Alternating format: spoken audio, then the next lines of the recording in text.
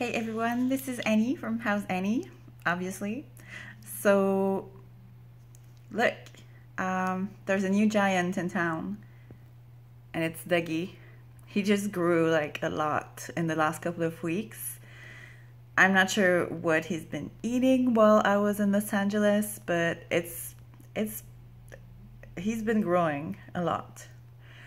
So yeah, I just thought I would do a quick video about what it's like to meet David Lynch. Ta-da! By the way, I know some of you think my videos are they're not frequent enough, and thankfully we have Steve always keeping track of when I'm not doing a video. So yeah, I just thought I would share. At the same time, it's funny because it's, for me at least, right, I'll just, featuring the do not disturb sign. So it's a pretty personal experience in a way, because to me it meant a lot. There's something like spiritual about it, no kidding. And at the same time, you want to share with other fans who are just kind of as intense as you are. So I'll tell you what I seem to remember. So first of all, when I got there, I didn't know that I could meet him. I was, of course, like in my head, I was like, wouldn't it be nice? And when I booked the tickets, I remember feeling like I must attend this thing, and I just did. And then I told my boss later, but she was cool about it. She knows how much I like Twin Peaks, so she's nice. All I cared about was being in a room and listening to stuff I had already heard on YouTube, to be honest, but I wanted to hear it in person. So I didn't really pay attention. I just remembered that I booked, like with the ticket, I could buy the book from Bob Roth, or the Bob Roth book and the David Lynch book. So I thought I'll buy the two books. So when we get there, I was second in line. There was actually a crazier person than me who was there first. So that's a nice change. Hey, Judith. So then Judith, who's like a super investigator of fandom. That's not really a thing, but we'll make it one. When we got in there, she noticed that the books weren't signed. And I didn't even know they were supposed to be signed. I was just happy to be there for like not even 2 days. Well, 3 days, but there weren't, like, it was just one real day and two like half days. So she started saying, it seems like we're gonna have him sign them, so maybe you can meet him. And I was like, what? So anyway, we're all excited. We're in the first row. We're in denial. We just can't believe that we're there. It's just too much. And a lot of people came from different states. I flew from Montreal for that. So there were a lot of really awesome people. So if you guys are watching, hello, you guys rock. So there was a bit of a reception, like something for the David Lynch Foundation. So I thought, okay, so it's like this VIP thing. So a lot of meditators chilling in the backstage before the thing starts.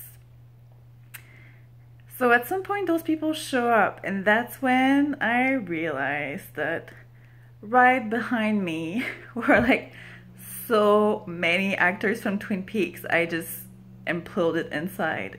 And the thing is, I mean, I'm a huge fan, as you might know, but for me it was a personal experience. Like, I've never tried transcendental meditation because the thing was about TM. But I kind of believe in it because looking at Lynch talk about it, I feel different. Watching Twin Peaks, I feel different. So I'm really intrigued by it, and I'm interested. Just listening about it, yeah, just hearing about it makes me feel so much better. So I thought, yeah, that's awesome. It's kind of like know thyself, and may the force be with you almost. So I like hearing that. So yeah, I was there just, as a personal quest in a way. Just, I'm not sure, it's kind of vague, but it's genuine. So I look behind me, there's Deputy Chad. But before I saw Chad, I actually saw that fucker Ray Monroe. And the funny thing is, I actually tweeted him that day. I was at that restaurant near the LACMA Museum called Ray's. And, you know, I don't know, I was just tweeting about stuff. And then I just tagged him. And he liked it. I don't know if that's what you see on Twitter. I'm not a Twitter person. I'm just on Twitter because of Twin Peaks, to be honest. So then like 2 hours later, he's sitting like 2 feet away from me. So that was really intense because you remember, like, you see all those pictures when the pop-up shops happen, and it's like I was on the other side of the screen. It was surreal. So I just kind of wanted to like hint at it. So yeah, I told, like, kind of discreetly, I kind of said, hey, George, I'm the one who tweeted about pizza like 2 hours ago, and now you're here, so hello. And then he just kind of like, with his, I mean, he is such an awesome, like, handsome, out of this world kind of guy. He's like Elvis Presley. Seriously, I've never seen someone like this, except Elvis Presley. He just sort of like kindly winked or something. It was really sweet, but at the same time I felt like it was also a private event for them as well. It's not like a Twin Peaks event per se, so I felt like, okay, I'm not gonna like bother him too much, you know? I respected that. So, but I was like inside, I was just like, oh my god, what's happening? And then like one of the Fusco brothers was there, the guy who brings Dougie his coffee, I can't remember his name, the character, but the guy with the glasses was like super cutie. Like, he was there, and like I kind of almost pretended I didn't know they were actors because I was like, oh my god, what's happening? It's too much. And then freaking Deputy Chad sits right behind me with his family, and he was super nice. So now he probably thinks I'm like obsessed with the clothes of his children, because his children, they have so much style. I mean, that gum they like, it will be back in style too at some point because they are visionaries, I tell you. So seriously though, he was so nice. And then, oh yeah, I said at the end of this, could I take a selfie with you or something, just, you know, so I have a proof that I was here. And he's like, yeah, let's do it now. And then it was like embarrassing because everybody was, I felt like we were in front of the stage, like I was taking a picture with a Twin Peaks celebrity, and I felt like that was bringing me too much attention. I was really shy. I mean, you probably can't tell because I obviously do YouTube videos. I'm super shy. So that was awesome. Those guys were so great. That's it. That's basically it. But at some point I had to turn back and like kind of like said, kind of like when the tulpas, like when they melt inside the seat in the red room, that's exactly what I did. I just like turned around and I was like, you gotta chill, because I just couldn't believe it. Everybody around me was like from Twin Peaks. It was crazy. Yeah. I'm still not over that completely. Yeah, and then the thing was super interesting. At some point, I noticed David Lynch was looking at my shoes, but it's just because they had a white sole, so in the dark, because they couldn't see the audience that well, I think it just like brought attention. But I was like, yeah, my feet and David Lynch, super buddies. And so yeah, then we queued for ages. It was kind of chaotic, but it was worth it. We were just afraid, like, what if like there's so many people, like what if he's just like, yeah, let's go home now, and you're at the end of the queue and then you don't get your autograph from Lynch. And also, you don't even know what you're gonna tell him. I mean, I have so many things to tell him, and it's like suddenly you're an idiot. But I prepared when I was in line, and we were not supposed to be like, they were really strict on the fact that they were not gonna, you know, pose for pictures and selfies, and so no cameras. So I guess I could have asked somebody like on the corner to kind of like film that moment when I met him, but I thought I'd rather not risk it and look like a jerk. So like David Lynch hates you. He's like, oh my god, you have your camera out. I told you not to get your camera out, you know? So instead I decided to live the moment, risking to maybe forget bits or even modify memories. But it was, you know, it's not like, it doesn't use a lot of storage on my mental chip. So I should be okay for a while, I guess. So yeah, I was so nervous and in disbelief, I guess. And Bob Roth and David Lynch were sitting one next to the other, and you know, sometimes there were two people getting their book signed, so one of them moved, and so I went to see Bob Roth. And because I've been watching a couple of the interviews he did on YouTube for the David Lynch Foundation with various celebrities, so I told him while he signed my book that, you know, I really enjoyed those interviews. And then all of a sudden, I kind of like see on the corner of my eye Sabrina Sutherland kind of like waving at me to show, like to tell me, give your book to David Lynch. But I don't want to just get my book signed. I need to have like a connection with him. So I'm like, okay, thanks, Bob Roth. And I just move over to David Lynch. And I think he turned towards me probably because I laughed.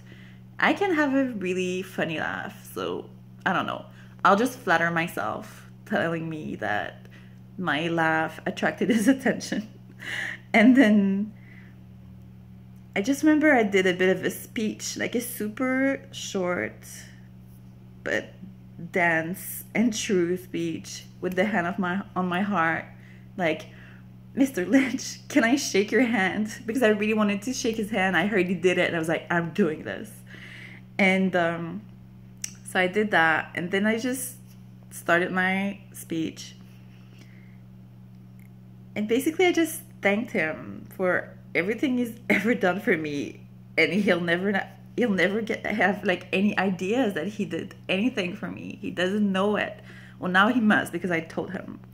But you know, the fact that David Lynch exists, it might sound weird, but my life has a higher value. I feel less like an orphan in a way. So, I mean, there's no way to quickly describe what I mean by this, but I'm sure a lot of you guys know. So, and then I told him that I actually flew all the way from Montreal just to be there. And then I said, and I have my golden shovel with me, because, you know, that's what I like about what I hear from Transcendental Meditation. It's really turning dirt into gold. He keeps saying it. So no doubt that bit in season 3 is a metaphor for the magic of diving within and to experience bliss, timeless bliss. Anyway, I'm just doing like a bit of, I'm trying to imitate what he says. I can't do his voice, sorry. By the way, I'll put the link down in the description.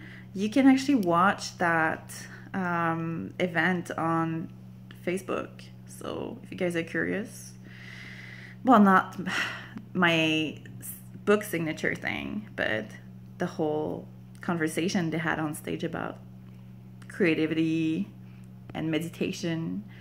So yeah, and at some point he asked me to repeat where I came from, probably because he's like, what kind of an accent is this? It's not from anywhere, and it's like from everywhere at the same time. I don't know, I'm just, you know, honestly, I can't read his thoughts, but I'm just interpreting. So yeah, and then when I told him I actually came from Montreal, he offered to shake my hand again. He was like really happy. And the thing about his face, like, he was smiley the whole time. It was lovely, and his eyes are so blue, like kind of pale blue, like the sky. It's like the sky was looking at me, but the best sky ever.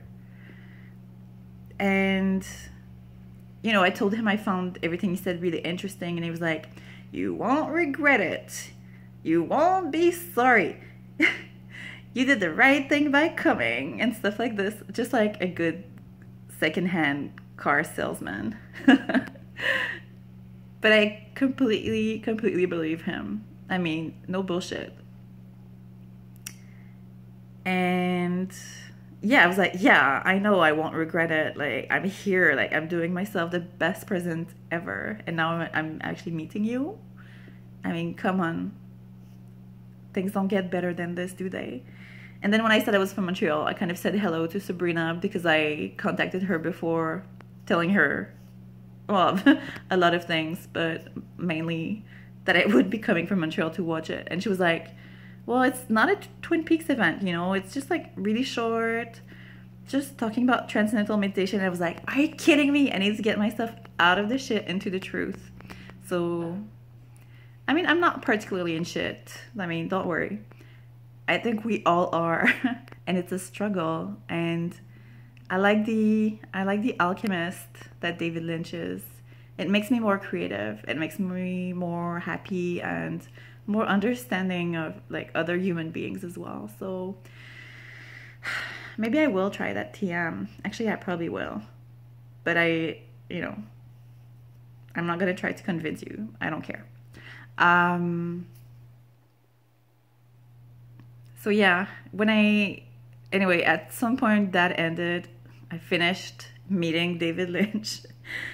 And I remember like walking back, like, and the people from the rest of the queue just look at you. And honestly, well, you remember the face I had when I did my David Lynch video, my previous video. Just have a look if you haven't seen it. The Road to David Lynch, that's what it's called. I was just in awe. And then I had to go to the bathroom and I was like, man, I can't wash my hands. But then I started thinking about like the 500 people who shook his hand before me. And I thought, yeah, I'm washing my hands now. So yeah, and then I got to say goodbye to the lovely people that I met there. I got to my car, couldn't find how to turn on the night lights because it was a button, but like I was trying to do, like, I was like basically starting the wipers and stuff instead, and the flash, like, signaling instead. So I asked those two strangers, it was a guy and a girl. I thought, they're probably not gonna kidnap me or think that I want to kidnap them myself. And I was like, hey guys, sorry, can you help me? I don't know how to activate those lights. And the girl had to translate that to him. Like, the guy, for some reason, my accent is like, what? What is she saying? What? Or maybe he was shocked because he met David Lynch as well. I don't know. So she's like, oh, she wants to know if we can help her with the lights. And so he did. It was like, yeah, I pressed the button there. And I was like, oh, thanks. I'm not an idiot. I don't drive often. I've never seen this. And I just met David Lynch. So I like, that's a lot. So the girl is just looking at me and she's like, drive safely. And I'm like, yeah, don't worry about it. So then I like press play on my music on my phone. And the first song that comes on is I've Been Loving You by Otis Redding. And that song, if you guys have been watching all my videos from like since this summer, you'll notice that when I watched, I think it was part 15, I had to stop it because when the song starts and when Ed gets into R&R, it was such synchronicity because I had listened to that song on repeat the whole day. It wasn't the Otis Redding version. It was an a cappella samples something. It's amazing. But anyway, so that song, I don't know why, but it follows me around when I'm close to David Lynch. So that's really beautiful, I find. So yeah, so I've been talking for 20 minutes. I was trying to be short. But that's basically what happened. It was amazing. And now I look at some videos of David Lynch and I think, like, I used to see him like he was a statue, like on a pedestal, like higher up. And now I see him like a real person. I mean, it must sound bizarre, but I know what it's like now to interact, like question, answer, like sentence, answering a sentence, you know, responding, interacting.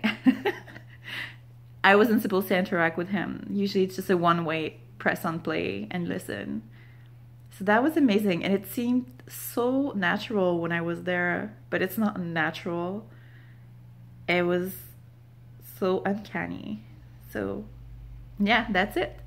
And to end on a news flash, I was considering going to the Twin Peaks Festival this year because it's been clearly an amazing year of Twin Peaks for me. And I was debating in my mind. I wasn't sure. Like, I had a lot of projects, like, in my life generally.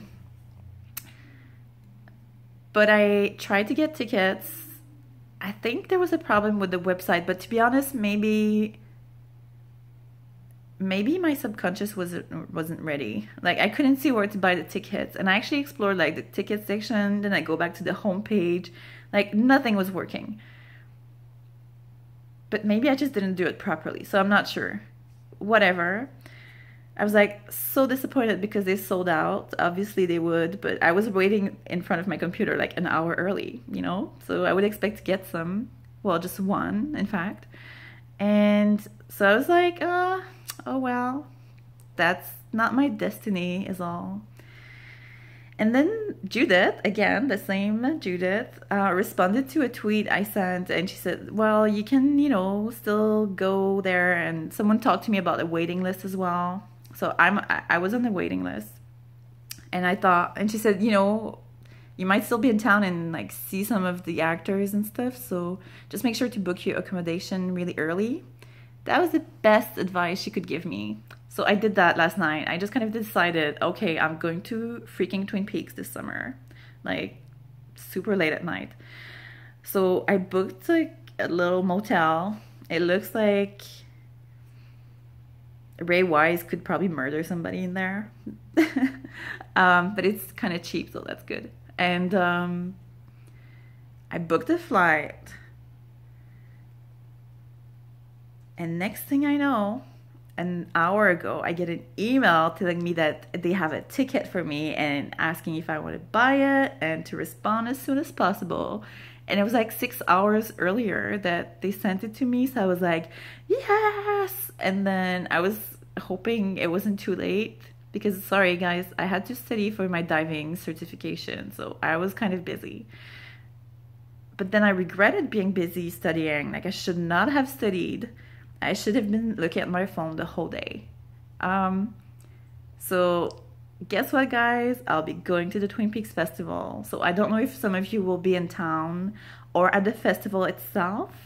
Well, I know some of you will be, but let me know if you are. I will be so happy to like get to meet Twin Peaks fans because where I work, well, no, there's another fan there. There's 2 other fans, but like out of hundreds. So it's a lonely inner experience for me, except for all the lovely people I've been meeting with this podcast and Obnoxious and Anonymous, the Bookhouse Babes, like you know who you are. So if you guys are in the area, I hope to see you and come talk to me because I'll be alone. So I'll just be standing there overly excited, not able to contain myself, and I'll be in the trees. So those are my news for now. I don't know when the next video will be, but make sure to subscribe and to give me a thumb up because that's what people are supposed to say on YouTube. So I hope you guys have a lovely night or day or even afternoon maybe. So, oh, and congratulations to Richard Austin who won the writing contest about Laura Palmer's diary on the 25 Years Later site. Richard, you rock. I hope you know it. All right. Thanks for watching. Bye.